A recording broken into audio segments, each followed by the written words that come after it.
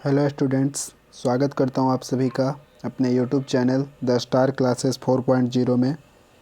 आज class 10th के लिए साइंस सब्जेक्ट का कुछ इम्पोर्टेंट ऑब्जेक्टिव क्वेश्चन लेके आए हैं जो आपके बोर्ड एग्ज़ाम के लिए इम्पोर्टेंट होगा। तो वीडियो स्टार्ट करते हैं। पहला क्वेश्चन देखिएगा, निम्न में कौन सा पदार्थ लेंस के लिए प्रयुक्त नहीं किया जा सकता है? तो इसमें से किसका उपयोग लेंस बनाने में नहीं किया जा सकता है? तो पीतल का। अब समझिएगा पीतल का उपयोग लेंस बनाने में क्यों नहीं किया जा सकता है।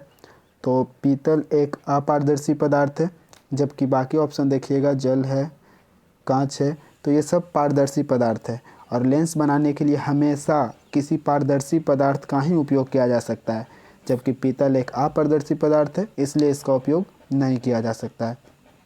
दूसरा क्वेश्चन देखेंगे, निम्नलिखित में कौन संख्या प्रकाश के अपवर्तन के नियम के लिए सही है?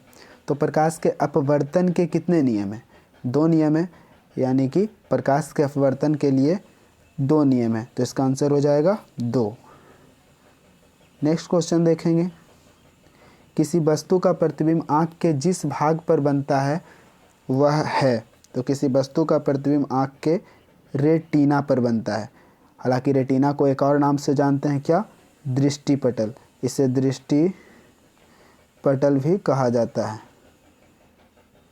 इसे दृष्टिपटल भी कहते हैं।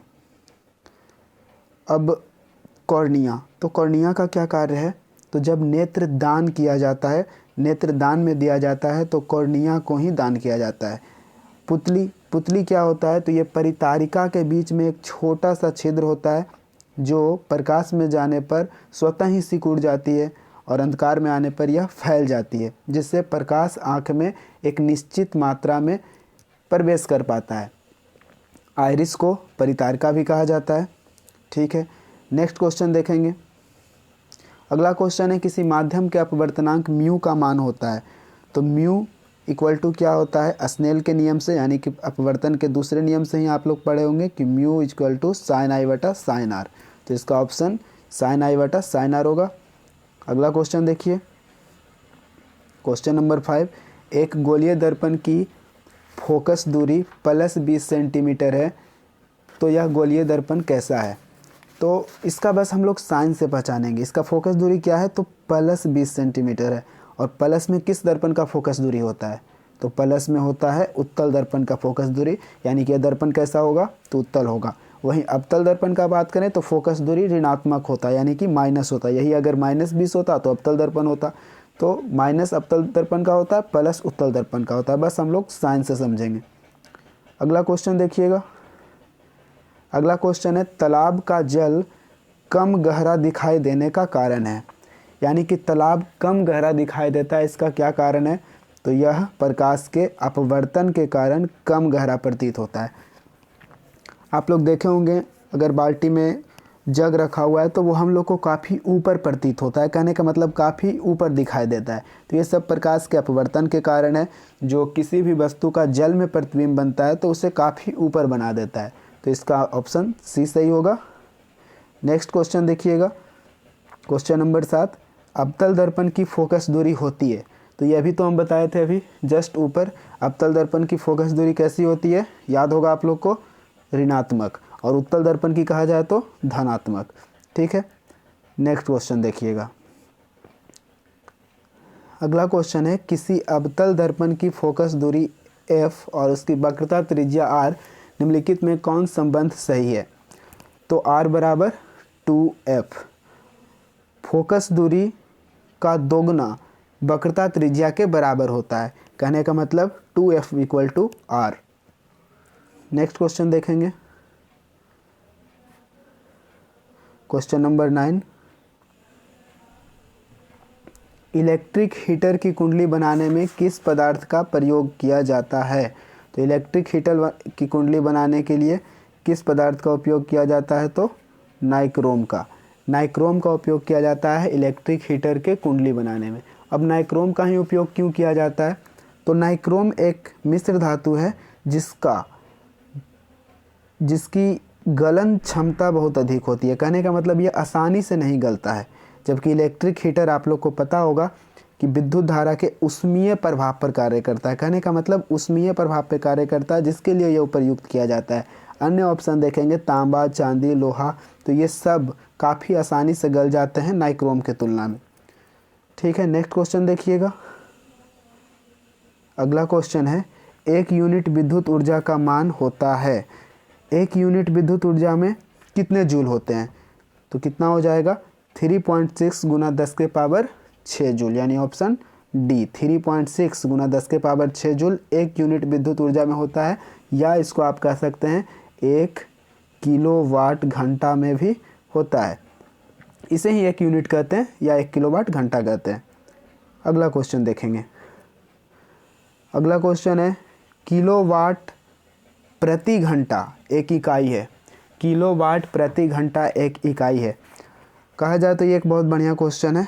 ऐसा नहीं कि हार्ड है, लेकिन इसका आंसर क्या हो जाएगा, किलोवाट प्रति घंटा एक इकाई है तो ऊर्जा का। हम बढ़िया क्वेश्चन इसलिए इसको बोल रहे थे कि कई बच्चे इसमें शक्ति को अटैम्प्ट करते हैं। वाट देखते हैं तो उनको शक्ति लगता है, लेकिन आप लोग को पता होना चाहिए किलोवाट प्रति घंटा ऊर्जा का इकाई है, ऊर्जा का मात्रक है। शक्ति का मात्रक क्या होता है, तो वाट होता है। विद्युत धारा का एसआई मात्रक क्या होता है, तो एम्पियर होता है। विद्युत आवेश का एसआई मात्रक क्या होता है, कूलाम्ब होता है। ठीक है, अगला क्वेश्चन देखिएगा। क्वेश्चन नंबर 12 है, विद्युत फ्यूज विद्युत धारा के किस सिद्धांत पर कार्य करता है? तो विद्युत फ्यूज विद्युत धारा के ऊष्मीय सिद्धांत पर कार्य करता है, यानी कि कौन सा ऑप्शन सही होगा, ए, विद्युत धारा के ऊष्मीय प्रभाव पर विद्युत फ्यूज कार्य करता है। अगला क्वेश्चन, क्वेश्चन नंबर 13 है, वोल्ट मीटर को विद्युत परिपथ में किस क्रम में जोड़ा जाता है? तो वोल्ट मीटर को विद्युत परिपथ में किस क्रम में जोड़ा जाता है? तो वोल्ट मीटर को हमेशा किसी विद्युत परिपथ में समांतर क्रम में जोड़ा जाता है। यही आपसे कहा जाए कि ए मीटर को विद्युत परिपथ में किस क्रम में जोड़ा जाता है, तो क्या हो जाएगा, श्रेणी क्रम में। ए मीटर को हमेशा श्रेणी क्रम में जोड़ा जाता है और वोल्ट मीटर को हमेशा समांतर क्रम में जोड़ा जाता है। ठीक है, अगला क्वेश्चन देखिए। अगला क्वेश्चन है, विद्युत परिपथ में दो बिंदुओं के बीच विभवांतर मापने के लिए प्रयुक्त होता है।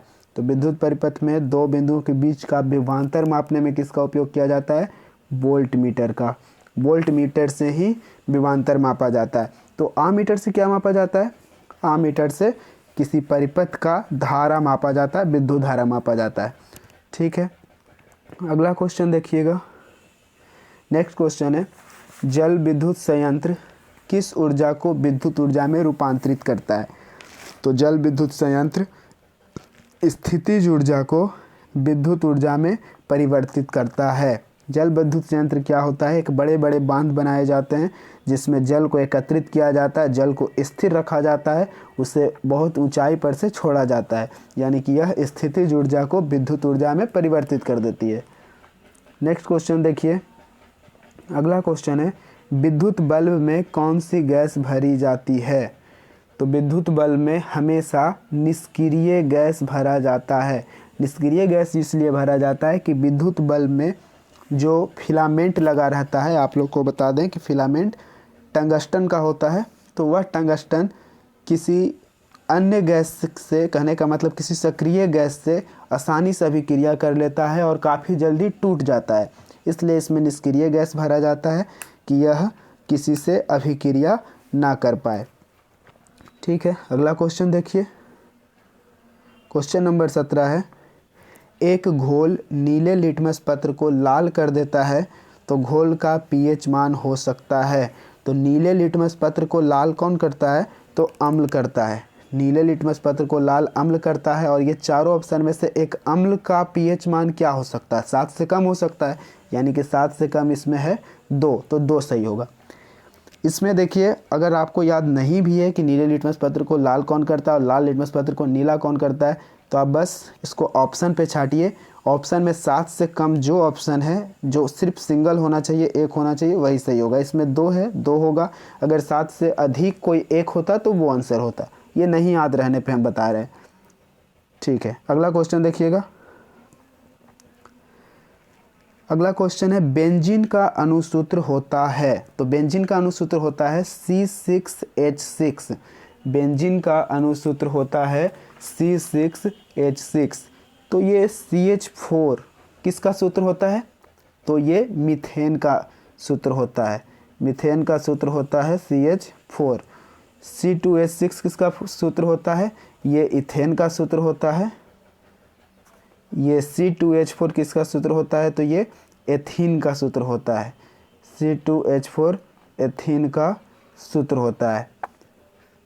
ठीक है, अगला क्वेश्चन देखते हैं। अब अगला क्वेश्चन है एथिल अल्कोहल का IUPAC नाम है, यानी एथिल अल्कोहल का IUPAC नाम क्या है? तो एथिल अल्कोहल का IUPAC नाम है एथेनॉल। एथेनॉल को एथिल अल्कोहल के नाम से भी जाना जाता है।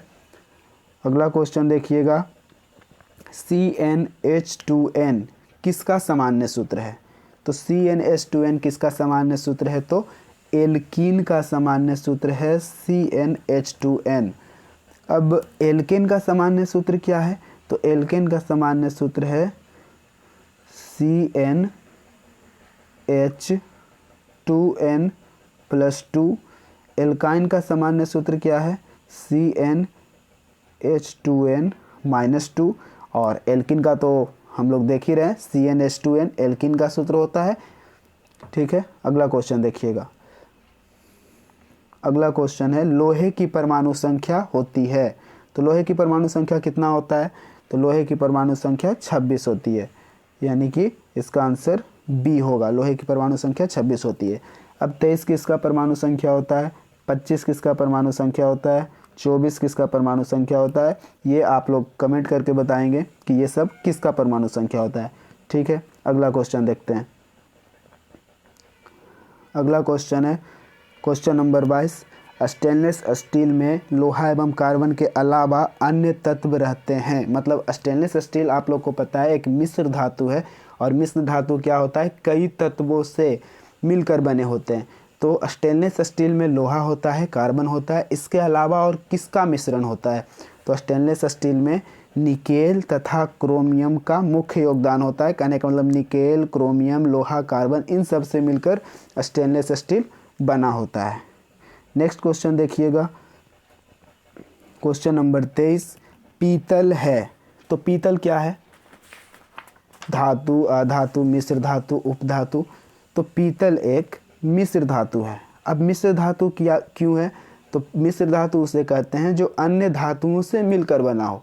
तो पीतल कई धातुओं से मतलब मिलकर बना है, इसलिए इसको मिश्र धातु कहते हैं।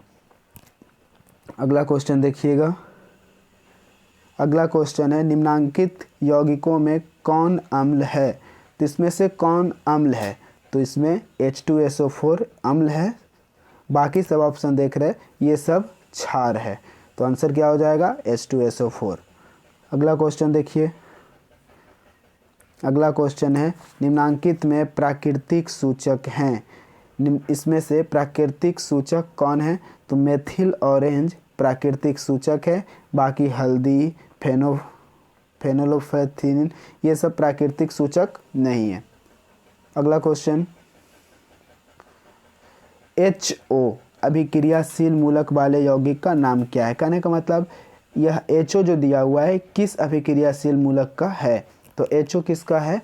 अल्कोहल का। अल्कोहल का क्रियाशील मूलक होता है OH, सॉरी HO बोल रहे थे, OH अल्कोहल का अभिक्रियाशील मूलक होता है। तो आप लोग ये बताइए कीटोन का क्या होता है? कीटोन का अभिक्रियाशील मूलक क्या होता है? तो इसमें देखेंगे कीटोन है, अम्ल है, एल्डिहाइड है। तो ये सब का क्रियाशील मूलक आप लोग कमेंट में बताएंगे। ये सब पढ़ाया हुआ है कि किसका क्रियाशील मूलक क्या होता है। अगला क्वेश्चन, कैल्शियम कार्बाइड जल के साथ अभिक्रिया करके देता है। कैल्शियम कार्बाइड जल के साथ अभिक्रिया करके देता है। तो इसको हम लोग एक समीकरण के तौर पर समझेंगे। कैल्शियम कार्बाइड यानी CaC2 जल के साथ अभिक्रिया करके देता है। तो कैल्शियम कार्बाइड जल के साथ अभिक्रिया करके क्या देगा?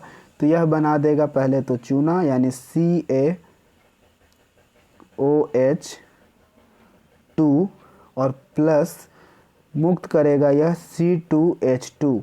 कहने का मतलब C2H2 यह मुक्त करेगा, और C2H2 को हम लोग क्या कह सकते हैं? एथाइन। तो ऑप्शन के अनुसार क्या हो जाएगा? एथाइन, यानी कैल्शियम कार्बाइड जल के साथ अभिक्रिया करके देगा एथाइन। अगला क्वेश्चन देखेंगे।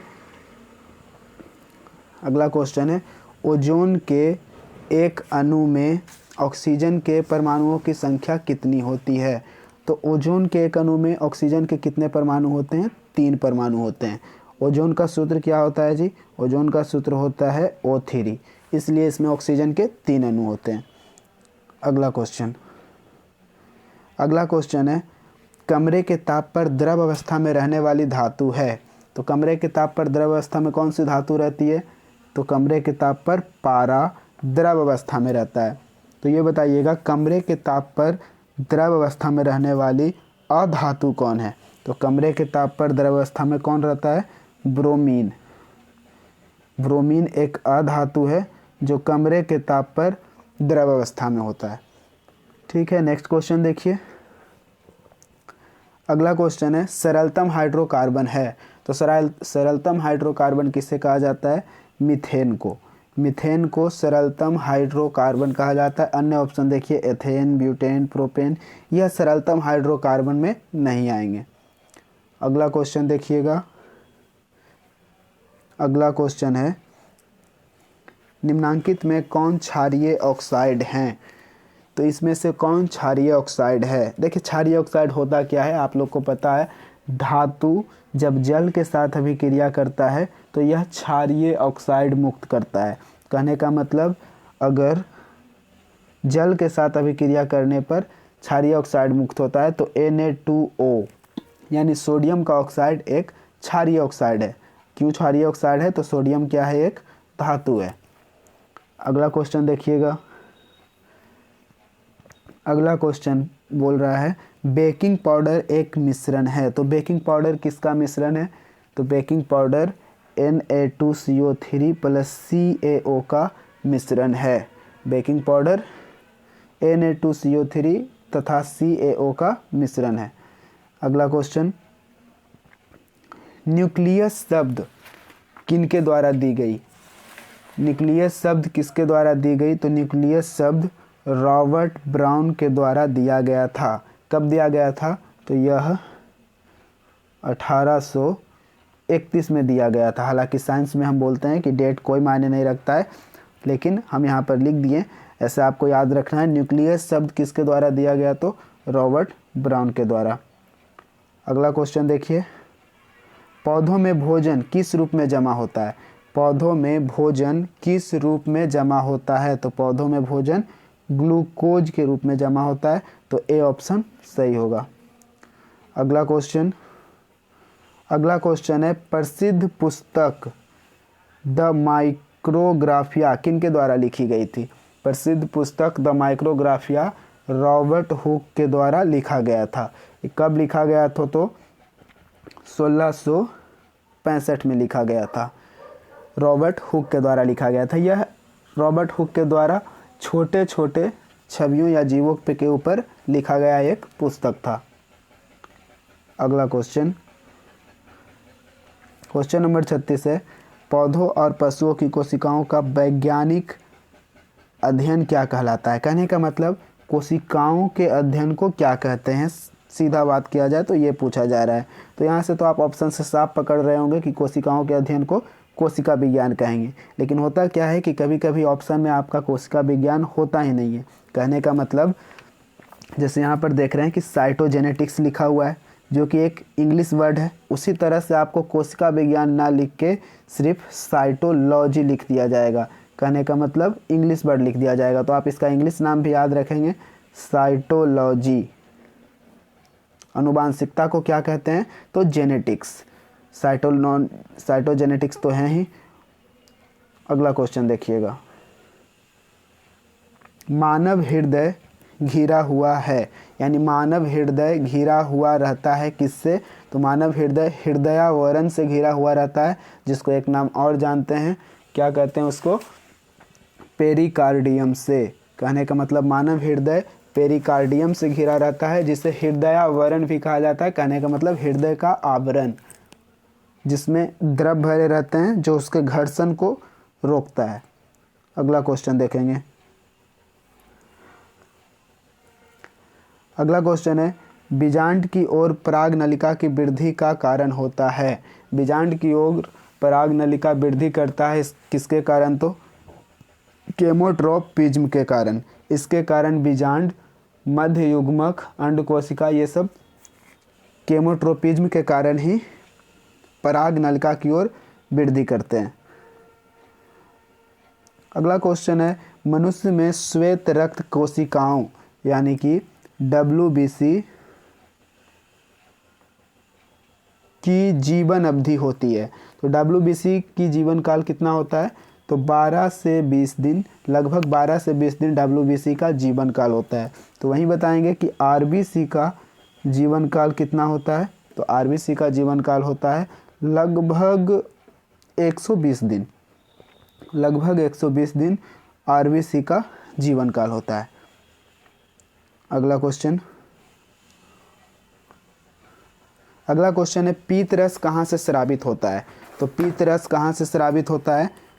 तो पीतरस स्रावित होता है हमारे यकृत से। और पीतरस के रूप में एक बहुत ही कह सकते हैं कि तीव्र अम्ल स्रावित होता है जिसको हाइड्रोक्लोरिक अम्ल कहते हैं।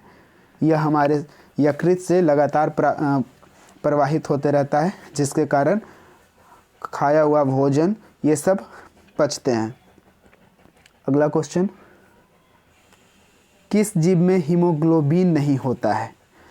पूछा जा रहा है किस जीव में हीमोग्लोबिन नहीं होता है। तो इसमें से सबसे पहले आप देखेंगे, पक्षी है, मनुष्य है, मक्खी है। ये तीनों में पक्षी में तो RBC होगा, मनुष्य में भी RBC होगा, कहने का मतलब लाल रक्त कोशिका होगा। तो लाल रक्त में ही हीमोग्लोबिन पाया जाता है, तो इसमें तो हीमोग्लोबिन पाया ही जाएगा। जबकि पूछा गया हीमोग्लोबिन नहीं पाया जाता है, तो मक्खी में WBC होता है, यानी मक्खी में हीमोग्लोबिन नहीं पाया जाता है। तो आंसर हो जाएगा B। अगला क्वेश्चन देखिएगा, हीमोग्लोबिन की कमी से कौन सा रोग होता है? हीमोग्लोबिन की कमी से कौन सा रोग होता है? तो हीमोग्लोबिन की कमी से एनीमिया रोग होता है। इससे कभी कभी ऐसे भी बोला जाता है कि रक्त की कमी से कौन सा रोग होता है, आयरन की कमी से कौन सा रोग होता है, हीमोग्लोबिन की कमी से कौन सा रोग होता है। तो ये सब का आंसर एनीमिया ही होगा, क्योंकि ये सब आपस में एक ही कह सकते हैं कि आपके अंदर अगर आयरन का मात्रा भरपूर होगा तो हीमोग्लोबिन सही होगा, रक्त सही होगा। तो ये सब में से किसी की कमी से भी एनीमिया रोग होता है। इसे दूर करने के लिए आप आयरन ले सकते हैं। अब आयरन लेने के लिए आपको क्या खाना चाहिए? तो सेब आयरन का उत्तम स्रोत है। पालक या किसी प्रकार का साग सब्जी, ये सब में आयरन पाए जाते हैं। तो मधुमेह किसके कमी से होता है? तो मधुमेह इंसुलिन के कमी से होता है, जिसको हम लोग चीनिया रोग भी कहते हैं। अगला क्वेश्चन है, मनुष्य के आहार नाल में अवशेषी अंग हैं। मनुष्य के आहार नाल में अवशेषी अंग हैं अपेंडिक्स। आहार नाल का अवशेषी अंग है अपेंडिक्स। अगला क्वेश्चन, निम्नलिखित में कौन ट्रिप्सिन एंजाइम का कार्य है? कहने का मतलब निम्नांकित में कौन ट्रिप्सिन एंजाइम का कार्य है? तो ट्रिप्सिन एंजाइम का कार्य क्या है? प्रोटीन को पचाना, यानी यह प्रोटीन को पचाता है। यह किसका कार्य है? ट्रिप्सिन एंजाइम का। अगला क्वेश्चन, मुख्य गुहा में आहार का कौन सा भाग का पाचन होता है? मुख्य गुहा में आहार के कौन से भाग का पाचन होता है? कार्बोहाइड्रेट का। कार्बोहाइड्रेट का पाचन कहाँ होता है? मुख्य गुहा में आहार के रूप में पाचन होता है कार्बोहाइड्रेट का। अगला क्वेश्चन, ऑक्सीजन का वाहक कौन है? तो ऑक्सीजन का वाहक किसे कहा जाता है? तो RBC को कहा जाता है ऑक्सीजन का वाहक, क्योंकि इसमें घुले हुए हीमोग्लोबिन के कारण ही ऑक्सीजन हमारे शरीर के प्रत्येक कोशिकाओं तक पहुंचता है। इसलिए RBC को या हीमोग्लोबिन को ऑक्सीजन का वाहक कहा जाता है। अगला क्वेश्चन, रक्त में शर्करा का स्तर नियंत्रित करता है। शर्करा मतलब वही समझ सकते हैं मीठा या चीनियाँ, ये सब को नियंत्रित करता है इंसुलिन, और जिसमें इसकी कमी हो जाती है उसे ही होता है मधुमेह, यानी कि शुगर या चीनिया रोग। अगला क्वेश्चन, मानव शरीर में सबसे लंबी कोशिका कौन है? तो मानव शरीर में सबसे लंबी कोशिका कौन है? तंत्रिका कोशिका। तो ऑप्शन हो जाएगा सी सही। तंत्रिका कोशिका मानव शरीर की सबसे लंबी कोशिका होती है। अगला क्वेश्चन देखेंगे, प्रकाश के परावर्तन के कितने नियम हैं? प्रकाश के परावर्तन के कितने नियम हैं? तो प्रकाश के परावर्तन के 2 नियम हैं। ये 2 नियम क्या क्या है? पहला नियम है आपतित किरण, परावर्तित किरण तथा आपतन बिंदु पर डाला गया अभिलंब तीनों एक ही समतल में होता है। और दूसरा नियम क्या है? आपतन कोण तथा परावर्तन कोण बराबर होते हैं, यानी I बराबर R। अगला क्वेश्चन देखिए, अगला क्वेश्चन है अवतल लेंस का आवर्धन होता है। तो अवतल लेंस का आवर्धन को m से सूचित करते हैं। क्या होता है? m बराबर होता है v/u, यानी अवतल लेंस का आवर्धन होता है v/u। अगला क्वेश्चन देखिएगा, दर्पण का सूत्र है, यानी दर्पण सूत्र कौन है? तो दर्पण सूत्र क्या होता है? 1/f बराबर 1/v plus 1/u। Option A, 1/f बराबर 1/v प्लस 1/u। अगला क्वेश्चन देखिएगा, टिंडल प्रभाव प्रदर्शित करता है। टिंडल प्रभाव किसको प्रदर्शित करता है? तो टिंडल प्रभाव प्रकाश के प्रकीर्णन को प्रदर्शित करता है। टिंडल प्रभाव में क्या कहा गया था कि जब किसी कोलाइडी विलयन से प्रकाश को प्रवाहित कराया जाता है तो यह पूरे विलयन में फैल जाती है तथा कुछ प्रकाश विलयन से बाहर निकलती है, जिसे हम लोग टिंडल प्रभाव कहते हैं। और यह किसे प्रदर्शित करता है? तो प्रकाश के प्रकीर्णन को प्रदर्शित करता है। अगला क्वेश्चन, कौन सा लेंस हवा में अभिसारी लेंस भी कहलाता है? तो अभिसारी लेंस किसे कहा जाता है? उत्तल लेंस को अभिसारी लेंस कहा जाता है, क्योंकि यह सभी किरणों को एक बिंदु पर अभिसारित कर देती है। सभी किरणों को एक बिंदु पर अभिसारित कर देती है। अवतल लेंस को क्या कहा जाता है? अवतल लेंस को अपसारी लेंस कहा जाता है, क्योंकि यह सभी किरणों को एक बिंदु से फैला देती है, इसलिए इसे अपसारी लेंस कहा जाता है अवतल लेंस को, और अभिसारी लेंस कहा जाता है उत्तल लेंस को। अगला क्वेश्चन, उत्तल दर्पण में प्रतिबिंब बनता है, मतलब उत्तल दर्पण में कैसा प्रतिबिंब बनता है? तो उत्तल दर्पण में हमेशा काल्पनिक प्रतिबिंब बनता है, यानी कि आभासी प्रतिबिंब बनता है। और अवतल दर्पण में, तो अवतल दर्पण में वास्तविक भी बनता है, काल्पनिक भी बनता है, हर तरह का प्रतिबिंब बनता है। अगला क्वेश्चन 55, प्रकाशिक माध्यम कितने प्रकार के होते हैं? तो प्रकाशिक माध्यम कितने प्रकार के होते हैं? तो प्रकाशीय माध्यम 2 प्रकार के होते हैं। कौन कौन? एक होता है सघन माध्यम और एक होता है विरल माध्यम। जिसमें प्रकाश का वेग अधिक होता है उसे विरल माध्यम कहते हैं, और जिसमें कम होता है उसे सघन माध्यम कहते हैं। बस ये 2 प्रकार के ही प्रकाशिक माध्यम होते हैं। अगला क्वेश्चन, डायनेमो परिवर्तित करता है। तो डायनेमो किसको परिवर्तित करता है?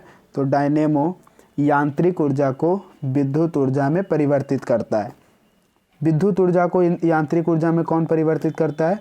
तो विद्युत ऊर्जा को यांत्रिक ऊर्जा में जनित्र परिवर्तित करता है, लेकिन हमसे डायनेमो पूछा गया है, सॉरी, विद्युत ऊर्जा को यांत्रिक ऊर्जा में मोटर परिवर्तित करता है। डायनेमो पूछा गया है, यानी कि जनित्र पूछा गया है, तो यह यांत्रिक ऊर्जा को विद्युत ऊर्जा में परिवर्तित करता है। अगला क्वेश्चन,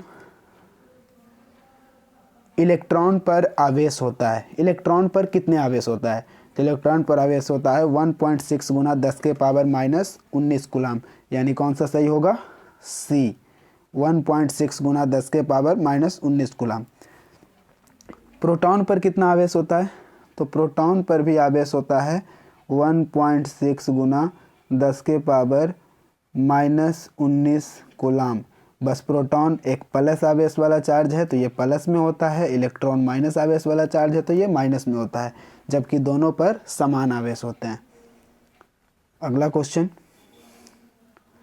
खिलौनों में किस सेल का प्रयोग किया जाता है? तो खिलौनों में किस खेल का प्रयोग किया जाता है? तो सूखा सेल का। खिलौनों में सूखा सेल का प्रयोग किया जाता है।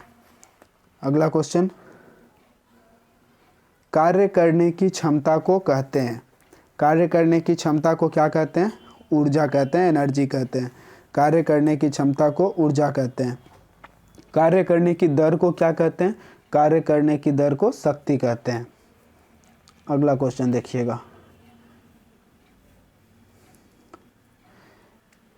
ऑप्शन दिया हुआ है, इसमें से बोल रहा है विस्थापन अभिक्रिया का एक उदाहरण है। तो इसमें से कौन विस्थापन अभिक्रिया का एक उदाहरण है? तो इसमें से आपको बताना है कि विस्थापन अभिक्रिया कौन है। तो विस्थापन अभिक्रिया किसे कहते हैं? जिसमें परमाणु विस्थापित हो जाए। तो पहला ऑप्शन आप देख रहे हैं, इसमें विस्थापित नहीं हो रहा है, एक यौगिक टूटकर बट रहा है, यानी ये कौन सा अभिक्रिया हो जाएगा? तो ये हो जाएगा विखंडन अभिक्रिया, या फिर आप इसको कह सकते हैं अपघटन अभिक्रिया। दूसरा देखिएगा, या वियोजन अभिक्रिया आप इसको बोल सकते हैं। ये देखिएगा तो इसमें दो परमाणु मिलकर एक बड़े यौगिक का निर्माण कर रहे हैं, यानी संयोग कर रहे हैं, तो इसे कहते हैं संयोजन अभिक्रिया। जबकि इसमें देखिएगा तो ये विस्थापित हो रहा है, SO4 इसमें से विस्थापित होकर Fe के साथ जा रहा है, तो यह है विस्थापन अभिक्रिया। तो आपका ऑप्शन हो जाएगा सी सही। अच्छा, तो चौथा कौन सा अभिक्रिया है? तो इसमें देखिए, यह एक क्षार है, यह एक HCl एक अम्ल है, और ये एक लवण तथा जल का निर्माण कर रहा है। और ऐसे यौगिक को क्या कहते हैं? इस प्रकार के यौगिकों को कहते हैं वैद्युत अपघटन अभिक्रिया। अगला क्वेश्चन, है सिल्वर क्लोराइड का रंग होता है, यानी सिल्वर क्लोराइड का रंग कैसा होता है? तो सिल्वर क्लोराइड श्वेत रंग का होता है। ठीक है, अगला क्वेश्चन देखिएगा, निम्नलिखित में लवण कौन है? तो निम्नलिखित में लवण कौन है? तो इसमें NaCl लवण है। NaCl जिसे साधारण नमक कहा जाता है, यह एक लवण है, नमक एक लवण होता है। बाकी ऑप्शन NaOH, KOH ये सब क्षार है, और HCl क्या है? अम्ल है। अगला क्वेश्चन, तूतिया यानी नीला थोथा का अणुसूत्र है। तो नीला थोथा यानी कि तूतिया, इसका अणुसूत्र होता है CuSO4 × 5H2O, यानी कि ऑप्शन ए सही होगा, CuSO4 × 5H2O। अगला क्वेश्चन है गंधक की परमाणु संख्या है। गंधक का परमाणु संख्या, तो गंधक को सल्फर भी कहा जाता है, और सल्फर का परमाणु संख्या कितना होता है? 16। तो गंधक की परमाणु संख्या है 16। तो आप लोग बताएंगे कि 14 का किसका परमाणु संख्या है, 15 किसका परमाणु संख्या है, और 17 किसका परमाणु संख्या है। अगला क्वेश्चन है अधातु के ऑक्साइड होते हैं। अधातु के ऑक्साइड होते हैं। अभी कुछ देर पहले ऊपर क्वेश्चन में हम बोल रहे थे कि धातु के ऑक्साइड कैसे होते हैं? तो क्षारीय होते हैं। जबकि यहाँ पूछा गया है अधातु के ऑक्साइड होते हैं, तो अधातु के ऑक्साइड कैसे होंगे? अम्लीय होंगे। वही अगर धातु का पूछा जाए तो क्षारीय होंगे। अगला क्वेश्चन है कार्बन है। तो कार्बन क्या है? कार्बन एक अधातु है। कार्बन एक अधातु है। अगला क्वेश्चन, अधातु के ऑक्साइड होते हैं। तो अधातु के ऑक्साइड, ये अभी हम लोग बात कर रहे थे, अम्लीय होते हैं। आगे देखिएगा, क्वेश्चन नंबर 67, निम्न में से कौन सा असंतृप्त हाइड्रोकार्बन है? यानी इसमें से कौन सा असंतृप्त हाइड्रोकार्बन है? असंतृप्त कहा जाता है जो किसी के साथ आसानी से घुल ना पाए। तो आप लोग को बता दें C2H4 एक असंतृप्त हाइड्रोकार्बन है। यह डबल बॉन्डेड होता है, इसलिए किसी के साथ आसानी से ना घुल पाता, इसलिए असंतृप्त हाइड्रोकार्बन है। अगला क्वेश्चन, एरोमेटिक हाइड्रोकार्बन है। इसमें से जो 4 ऑप्शन है, इसमें से एरोमेटिक हाइड्रोकार्बन कौन है? तो अब पहले समझते हैं एरोमेटिक हाइड्रोकार्बन। एरोमेटिक हाइड्रोकार्बन का जो श्रृंखला होता है वो बेंजीन के समान होता है। बेंजीन के समान होता है। बेंजीन के समान होता है, इसलिए इसमें से आप ऑप्शन देख रहे हैं C6H6, बेंजीन होगा जो एरोमेटिक हाइड्रोकार्बन होगा। अगला क्वेश्चन देखिएगा 69, निम्नलिखित में कौन अक्रिय गैस है? अक्रिय गैस कहते हैं जो किसी के साथ अभिक्रिया ना कर सके। अक्रिय गैस, निष्क्रिय गैस, या फिर इसे जो भी कहें, जो किसी के साथ अभिक्रिया ना करे। तो अक्रिय गैस इसमें से कौन है? तो अक्रिय गैस ये चारों में से कौन है? तो हीलियम। हीलियम क्या है? अक्रिय गैस है। अब आप लोग ये बताएंगे, मोस्ले जो अपना आवर्त सारणी बनाया है उसमें किस वर्ग में सिर्फ अक्रिय गैसों को ही रखा है? ये आप लोग हमें कमेंट करके बताएंगे। अगला क्वेश्चन नंबर 70 है, निम्नलिखित में कौन उपधातु है? इसमें से कौन उपधातु है? तो कॉपर क्या है? धातु है। निकेल क्या है? धातु है। आयरन क्या है? धातु है। तो ये स्वेडियम ही है जो क्या है? उपधातु है। अगला क्वेश्चन नंबर 71 है, पौधों में श्वसन होता है। पौधों में श्वसन किसके द्वारा होता है? तो पत्तियों के द्वारा ही पौधों में श्वसन होता है। पत्ती में रंध्र पाए जाते हैं जिसके द्वारा पौधे श्वसन कर पाते हैं। जड़ के द्वारा क्या करते हैं पौधे? तो जड़ के द्वारा भूमि से जल ग्रहण करते हैं। तना से क्या करते हैं? तना से कभी कभी पौधे अपने तना के छाल से बाष्प उत्सर्जन भी कर लेते हैं। लेकिन आपसे पूछा गया पौधों में श्वसन होता है, तो आंसर होगा पत्तियों से। अगला क्वेश्चन, निम्न में स्वपोषी कौन है? स्वपोषी उसे कहते हैं जो अपने पोषण के लिए स्वयं उत्तरदायी हो, यानी अपने पोषण के लिए किसी पर निर्भर ना करता हो। तो इसमें कौन स्वपोषी है? तो हरे पौधे स्वपोषी हैं, यानी ऑप्शन ए सही होगा, हरे पौधे। अगला क्वेश्चन, कौन सी बीमारी श्वसन तंत्र से संबंधित है? इनमें से कौन सा बीमारी श्वसन तंत्र से संबंधित है? तो निमोनिया। निमोनिया श्वसन तंत्र से संबंधित है।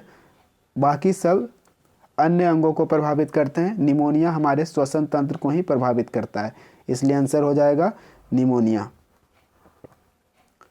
अगला क्वेश्चन, एंड्रोजन है। एंड्रोजन क्या है? माने एक प्रकार का हार्मोन है, तो आपसे पूछा जा रहा है एंड्रोजन क्या है? तो एंड्रोजन किसका हार्मोन है? तो ये नर में स्रावित होने वाले हार्मोन से, यानी एंड्रोजन एक नर हार्मोन है।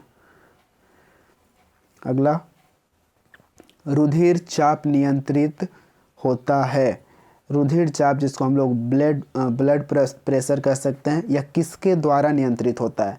तो रुधिर चाप यानी कि ब्लड प्रेशर थाइमस द्वारा नियंत्रित होता है।